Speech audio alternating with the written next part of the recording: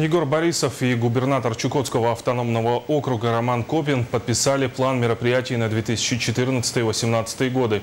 Документ подписан 19 августа и призван реализовывать подписанное в прошлом году соглашение между правительствами Якутии и Чукотки о торгово-экономическом, научно-техническом, социальном и культурном сотрудничестве.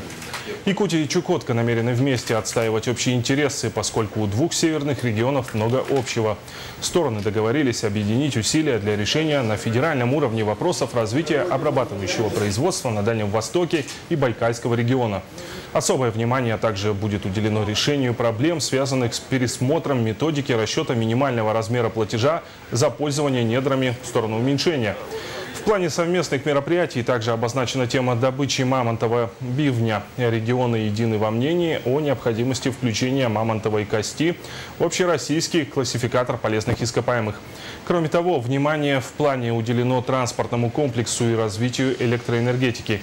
Егор Борисов отметил важность укрепления горизонтальных связей между соседними регионами страны. Я думаю, что это совместная выгода для развития и новый толчок для развития двух регионов. У нас Якутия давно связывает культурные, исторические, экономические связи. Мы с Егором Афанасьевичем договорились, что будем развивать и поддерживать образовательные программы, традиционное природопользование, энергетику, дороги. Одним из таких ярких примеров, я считаю, будет это объединение. У нас есть уже общая линия электропередач, которая соединяет город Билибино и поселок Черский.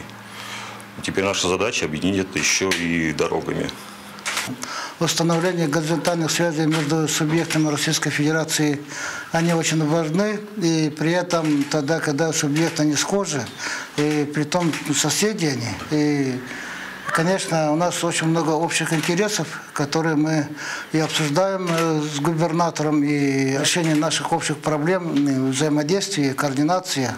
В частности, мы сегодня очень большое внимание уделяем по защите интересов людей, которые проживают на наших субъектах.